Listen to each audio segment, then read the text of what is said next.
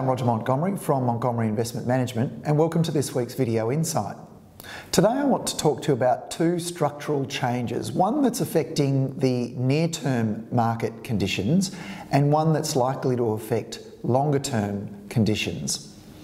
The first is interest rates, and specifically the switch by major central banks such as the US Federal Reserve, the Bank of Japan and the European Central Bank from a quantitative easing stance to a quantitative tapering stance and then a quantitative tightening stance. Now this isn't short term.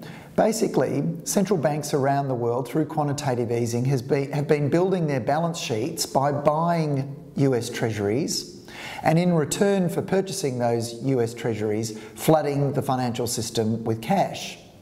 That obviously over the last 10 years has helped inflate asset prices. But you can't have it both ways. As you can see from this chart, the ECB and the BOJ have entered tapering, while the US Federal Reserve has now entered a tightening phase. It's now a seller of bonds.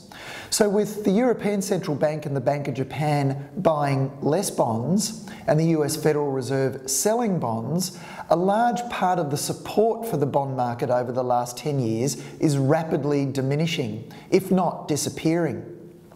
The consequences of lower demand for bonds is simply lower prices for bonds, and inversely, because of the relationship with interest rates, higher interest rates for bonds. Importantly, this is structural. And of course, when interest rates on bonds go up, when Treasury bond rates go up, that makes them more attractive to invest in.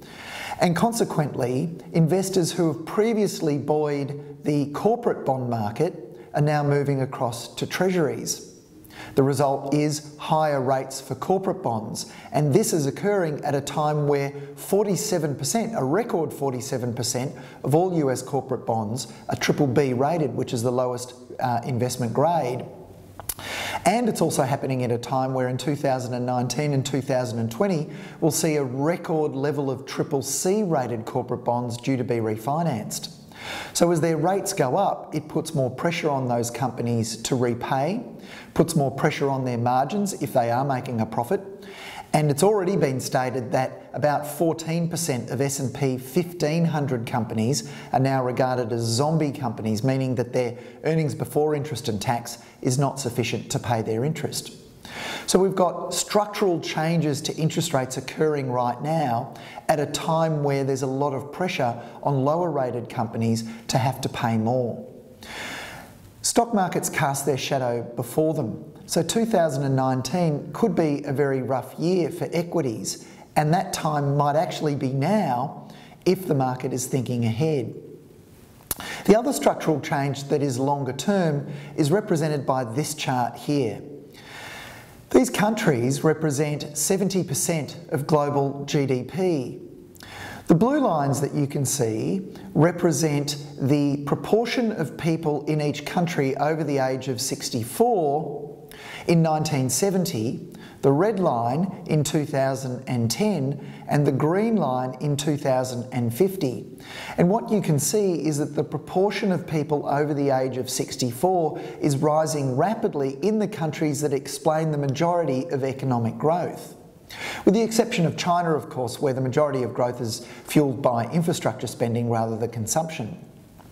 Having said that, of course, what does this actually mean? It means that over the next 30 years or thereabouts, we're going to see some pressure on two parts that are relevant to investors. Number one, as people get older, they want less stuff. Ask your parents what they want for Christmas and they'll probably tell you they just want everyone together and happy. They don't really want you to buy anything. And that's of course what happens around the world when people age. They simply aren't interested in buying as much stuff. So from an economic growth perspective, this is a negative, and that's something to think about over the next few decades. And also, remember baby boomers in their 30s, that was back in the 1980s. So basically since the 1980s, as interest rates have been declining, they've also been massive accumulators of assets. But now, as the proportion of people over the age of 64 increases, they will be declutterers or decumulators of assets. They will perhaps start selling assets to fund holidays and fund healthcare. So the support for asset prices that everyone has enjoyed over the last 37 years or 38 years may now start to reverse as well.